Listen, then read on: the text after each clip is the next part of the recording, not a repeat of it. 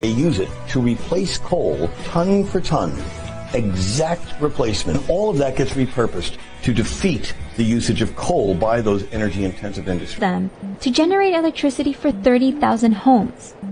Turning tires to energy is one way to deal with the billions of tires that usually end up in landfills. Making cement is a dirty business that's just got a little... Making cement is a dirty business that's just got a little cleaner. Half of the country's tyres will be shredded, brought to the Golden Bay cement factory. The factory goes through about 30 tons of rubber per day. The rubber in the used tyres has the same calorific value as coal, i.e. 1 ton of tyres is equivalent to 1 ton of coal approximately. This helps us save our primary fuel. Showing that we can actually use materials like waste tyres in the process of making steel.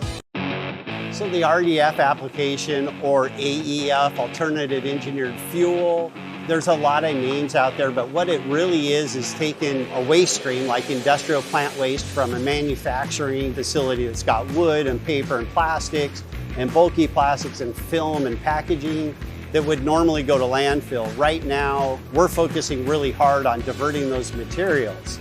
So our next option is to get a secondary use out of that material and take it right to energy, whether it's a waste energy plant or a concrete plant. This is a valuable fuel product for them to help offset coal and offset gas. One of the things with RDF is there's just so many different sources of that refuse, bales of things, rolls of things, product that in its format that it comes to them at the cheapest possible cost is tough to shred. And so we can employ the Primax, we can employ other machines to meet the needs of that product stream and give the customer a solution that equips them to handle waste from really any number of sources. Derived fuel plant. The RDF plant receives about 1,500 tons of garbage a day and processes that into 1,200 tons of refuse-derived fuel. Produces enough energy for about 30,000 homes. Every day we receive 50 to 60 truckloads of fuel from the Elk River Resource Recovery Facility. It loads a conveyor system that brings the fuel into the plant. There's a walking floor system that feeds an incline conveyor, which then feeds a belt conveyor, which runs in the tube that you see that goes across the railroad track into the top of the power plant. That's a belt conveyor that then feeds our distribution system within the plant. And we're also truly a renewable fuel. The majority of the RDF is paper and wood-based products, which are renewable.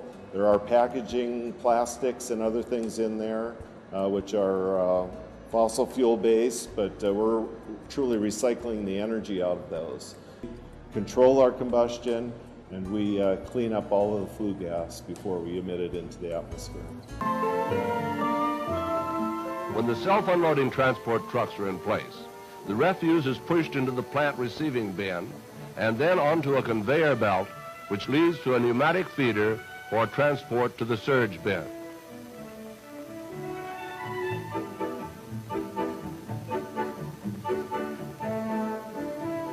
From the surge bin, these pneumatic feeders and blowers convey the refuse into the...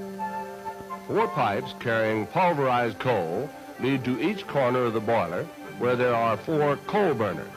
One of the refuse-carrying pipes also leads to each corner. The boiler is tangentially fired.